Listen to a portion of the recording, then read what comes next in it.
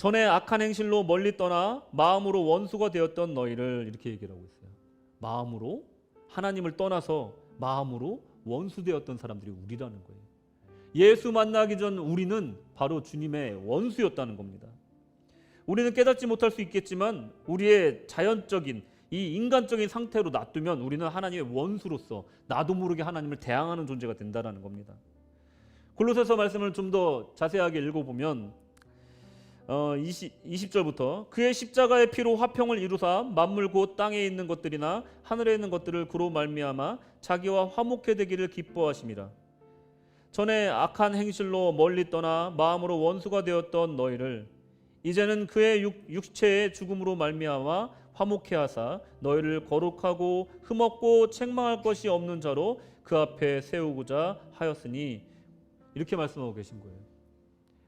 하나님이 그 독생자를 이 땅에 보내셨다는 것은 다른 목적이 아니라는 거예요. 지난주에도 제가 말씀드렸잖아요.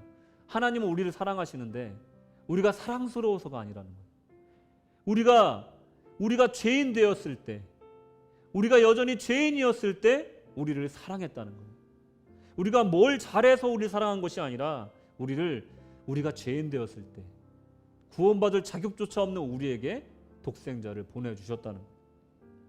그와 마찬가지로 우리가 하나님께 대적하는 자로서 원수로서 서인데도 불구하고 우리를 구하기 위해 그 독생자를 죽이기까지 우리를 사랑하신 분이, 그 평화의 왕이 바로 우리 하나님이시라는 것, 우리 주님이시라는 것을 말하고 있는 겁니다.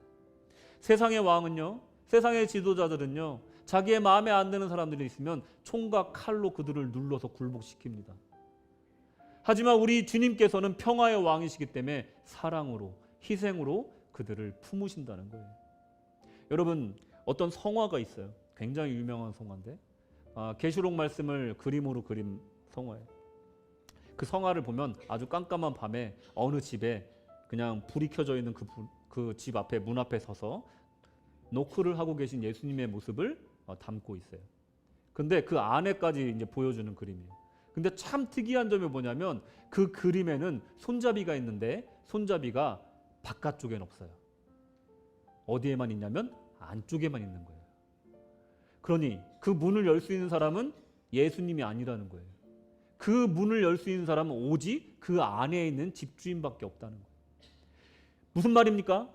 예수님은 너무나 인격적이신 분이고 우리를 인격적으로 대하신 분이고 그리고 우리를 사랑하시는 분이기 때문에 그 문을 강력으로 부시고 들어갈 수 있지만 그렇게 하지 않으신다는 거예요. 지금도 우리 마음을 두드리고 계신다는 거예요. 얘야, 내가 여기 있다. 네가 마음 문을 열면 내가 너에게 들어가 너와 더불어 먹고 너는 나로 더불어 살리. 문을 열라. 이렇게 정중하게 인격적으로 우리의 문을 지금도 두드리고 계신다는 거예요. 우리가 그 문을 열지 않는 한 그 문은 열릴 수가 없다는 거예요. 우리 주님은 바로 이런 평화의 왕이시라는 거예요. 내가 죽는 한이 있어도, 내가 희생되는 한이 있어도 우리를 죽이지 않으시는, 우리를 살리기 위해서 오히려 본인이 죽으시는, 그것이 바로 우리 주님의 그런 평강의 왕으로서의 사랑이라는 겁니다. 우리 주님은요, 하나님과 인간의 이 손상된 관계를 회복시키기 위해서 평강의 왕으로 오셨다는 거예요.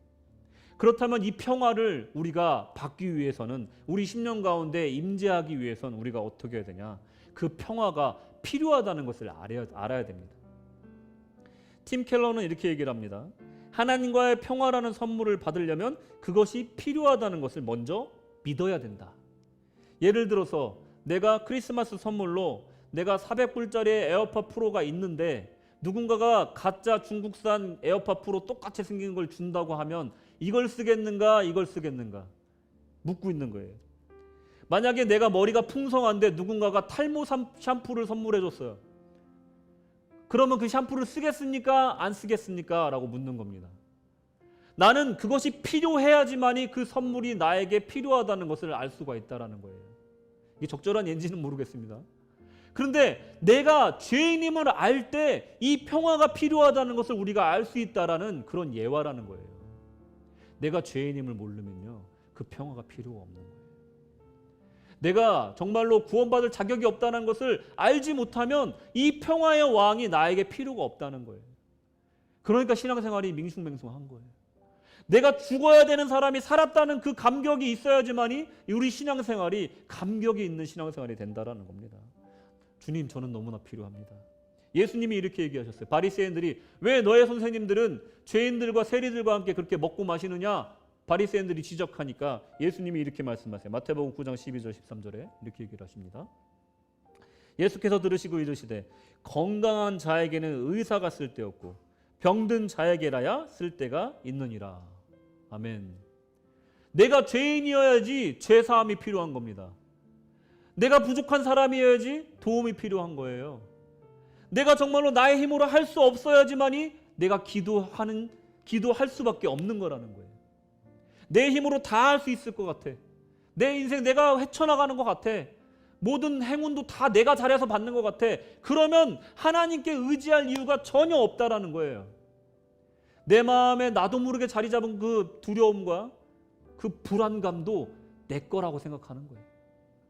원래 평안함을 느껴보지 못한 사람에게 그 평안이라는 것이 어떤 건지 상상할 수도 없다라는 겁니다. 하지만 우리 주님이 평안을 주실 때 그 마음에 느껴지는 평안은 세상에 줄 수 없는 정말 전혀 다른 차원의 평안을 우리가 느낄 수가 있다는 겁니다. 우리는 하나님과 화평해야 됩니다. 내 마음속에 혹시라도 하나님을 대적하는 마음이 조금이라도 남아있다면 그것을 오늘 무너뜨리셔야 됩니다. 내가 하나님 뜻대로 온전히 나아갈 때 느껴지는 그 평안함과 내 인생 가운데 느껴지는 그 만족감을 체험하시기를 주님의 이름으로 축원합니다.